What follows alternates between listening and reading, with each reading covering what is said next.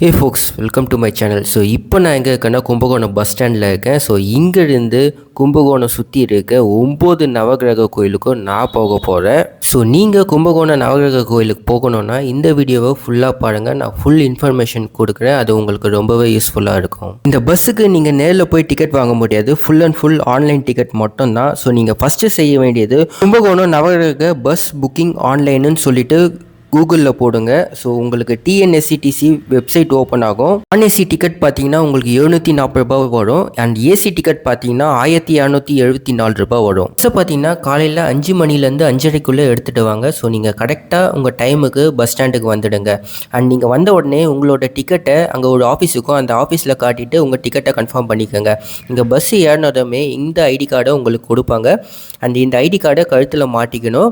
Return போகும்போது நீங்கள் இந்த ஐடி கார்டை கண்டிப்பாக உங்ககிட்ட ரிட்டர்ன் பண்ணிடணும். நாம் வந்திருக்க கோவில் பார்த்தீங்கன்னா திங்களூர் கோவில். ஸோ இந்த கோவில் பார்த்தீங்கன்னா சந்திர பகவானுக்குரிய கோவில். சந்திர பகவானை மனோகாரகன்னு சொல்லுவாங்க. ஸோ உங்களுக்கு மனம் சார்ந்த எந்த பிரச்சனையாக இருந்தாலும் சரி, இல்லை நீங்கள் அடிக்கடிக்கு டிப்ரெஷன் போக பர்சனாக இருந்தீங்கன்னா இந்த கோவிலுக்கு கண்டிப்பாக விசிட் பண்ணுங்கள். இந்த கும்பகோணம் நவகிரக டெம்பிளை விசிட் பண்ணுறதுக்கு நிறைய ப்ரைவேட் வெஹிக்கிள்ஸ் இருக்குது. என்ன கேட்டிங்கன்னா பெஸ்ட் ஆப்ஷன் கவர்மெண்ட் பஸ்ஸு தான் நான் சொல்லுவேன். அதே மாதிரி பஸ்ஸில் உங்களுக்கு ட்ராவல் கைடு உங்களோட சேர்ந்து ட்ராவல் பண்ணுவார். அவர் உங்களை ரொம்ப எங்கேஜாக வச்சுப்பார். உங்களுக்கு கோவில்களோட ஸ்தல வரலாறு அண்ட் கோவில்களோட சிறப்பு அம்சம் பற்றி எல்லாத்தையும் சொல்லிக்கிட்டு வருவார். இதுக்கு ட்ராவல் கைடு உண்மையிலேயே சூப்பருங்க. ஸோ ஒரு கோயிலேருந்து இன்னொரு கோயிலுக்கு போகிறதுக்கு எப்படி பார்த்தாலும் ஒரு அரை மணி நேரத்துலேருந்து ஒரு 3/4 மணி நேரம் ஆகும். அண்ட் ஒரு சில கோயில் பார்த்தீங்கன்னா 1 மணி நேரம் கூட ஆகும். ட்ராவலிங் டைம் கேப்பை உங்களுக்கு கைடு தான் ஃபில்லப் பண்ணுவார். ஸோ உங்களை ரொம்ப அவர் பேசி கலகலப்பாக வச்சுப்பார்.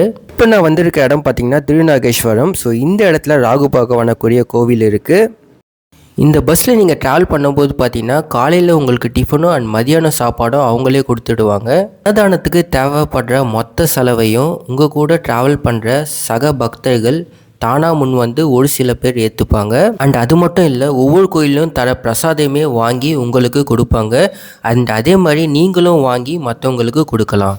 நான் ட்ராவல் பண்ணது பார்த்தீங்கன்னா சாதா பஸ்ஸு தான். ஸோ இங்கே நிற்கிறது ஏசி பஸ்ஸு. நீங்கள் ஏசி பஸ்ஸில் ட்ராவல் பண்ணோன்னா ஒரு 500 ரூபாய் எக்ஸ்ட்ரா பே பண்ணுற மாதிரி இருக்கும். இப்போ நம்ம எங்கே இருக்கோம்னு பார்த்தீங்கன்னா ஆலங்குடி குரு கோயிலில் இருக்கும். ஸோ இங்கே உங்களுக்கு காலையில் டிஃபன் கொடுத்துடுவாங்க. இல்லை டிஃபன் பார்த்தீங்கன்னா உங்களுக்கு இட்லி, பொங்கல், வடை அண்டு எக்ஸ்ட்ரா ஸ்வீட்டோடு உங்களுக்கு கொடுத்துருக்காங்க. உண்மையிலேயே ஒரு பாராட்டக்கூடிய ஒரு விஷயம் தான் வட பக்தர்களுக்கு சக பக்தர்களே அன்னதானம் வழங்குறது. இந்த கோயில் பார்த்தீங்கன்னா நாங்கள் போகிற வழியில் வந்தது பாடைக்கட்டி மாரியம்மன் திருக்கோயில். உடம்புக்கு முடியாதவங்க இந்த கோயிலை வேண்டிப்பாங்க. ஸோ அவங்களுக்கு உடம்பு நல்லா ஆயிடுச்சுன்னா கோயிலில் ஒரு சடங்கு இருக்குது. ஸோ அந்த சடங்கு என்னன்னா, உடம்பு சரியானவங்களை ஒரு பாடையில் படுக்க வச்சு சாவுக்கு என்னென்ன சடங்குலாம் செய்வாங்களோ அந்த எல்லா சடங்கும் செஞ்சுட்டு கோவிலை சுற்றி வருவாங்க. ஸோ இதுதான் இந்த கோயிலோட சம்பிரதாயமாக இருக்குது. நம்ம வந்த கோயில் பார்த்தீங்கன்னா சூரியனார் கோயில். நம்ம ஞாயிற்றுக்கிழமை வந்துருக்கோம். ஸோ அதனால் சூரியனார் கோயிலில் பயங்கர கூட்டம். நீங்கள் சனிக்கிழமை போனீங்கன்னா உங்களுக்கு திருநள்ளார் கோயிலில் பயங்கர கூட்டமாக இருக்கும்.